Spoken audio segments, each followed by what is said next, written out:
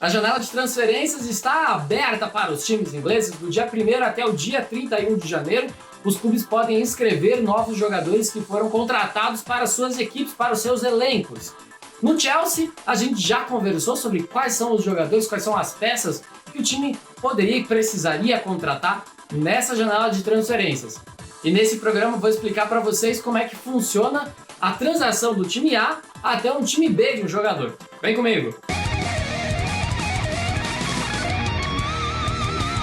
Basicamente, são alguns passos. O primeiro deles é a multa contratual. O segundo deles é o valor de mercado. O terceiro deles é a base salarial. E por último, são as luvas. Quando um jogador fecha um contrato com uma equipe, ele estipula normalmente quanto que ele vai receber, o que se espera dele no sentido de merchandising. Além disso, tem a parte de bonificação e direitos de imagem, mas isso daí a gente não vai entrar tanto agora, porque são pormenores, eu acho que não vale nesse vídeo. Dentro desse contrato, o jogador ele pode acabar fechando com essa equipe uma multa contratual. Ou seja, este mesmo jogador, para sair desse clube, para ter este contrato invalidado, o clube ele deve receber uma multa. Por exemplo, o Timo Werner, do Red Bull Leipzig, da Alemanha, ele tem uma multa estipulada no dia da gravação desse programa de 30 milhões de euros.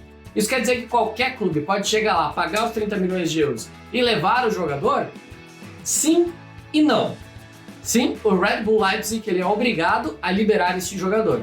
Não, porque este atleta ele precisa concordar em ir para este outro clube. Caso contrário, ele fica sem contrato e nada garante que ele vai assumir um compromisso contratual com o time B. Por exemplo, o Chelsea chega lá e paga 30 milhões de euros nele, mas não conversa com o jogador. Então ele é liberado, o Chelsea pagou o dinheiro, mas não assinou o contrato com o jogador. Isso não faz o menor sentido. Então antes de você pagar a multa, você acerta com o jogador que vai ter um contrato assinado com você assim que você pagar a multa para ele.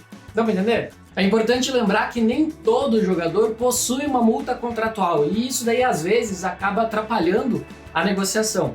Por exemplo, o Eden Hazard, quando estava no Chelsea antes de se transferir para o Real Madrid, ele não tinha uma multa contratual prevista no acordo dele com o Chelsea. O Real Madrid teve que conversar com o Chelsea para poder contratar o jogador. Por apenas 100 milhões de libras, 130 milhões de euros na época. Você pode pensar que esse valor é pequeno, mas ele tinha apenas 1 ano de contrato com o Chelsea. 6 meses antes de vencer o contrato do jogador, ele pode assinar um pré-contrato com a sua próxima equipe. Ele não é obrigado a pagar nada para se desvincular do clube anterior, ou seja, o Real Madrid poderia ter contratado o Eden Hazard no dia 1º de janeiro sem pagar absolutamente nada para o Chelsea. Você pode estar achando que o Real Madrid pagou muito pouco por ele, né? Mas é a parte de valor de mercado.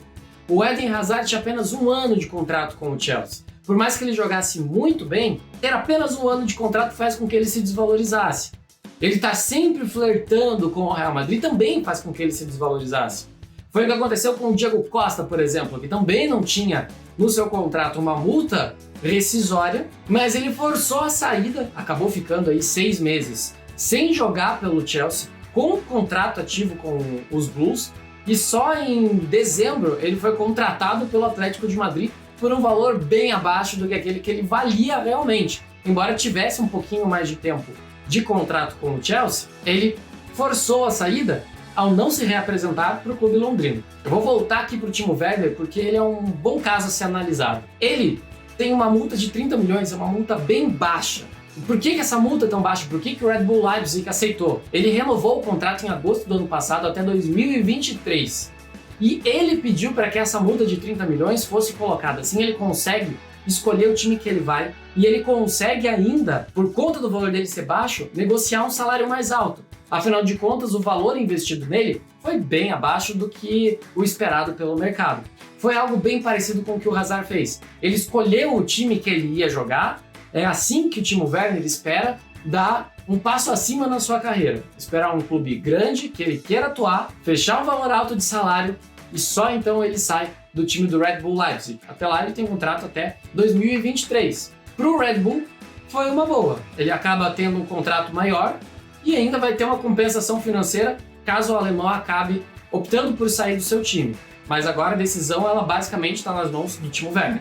Ok, agora os dois times eles entraram no acordo.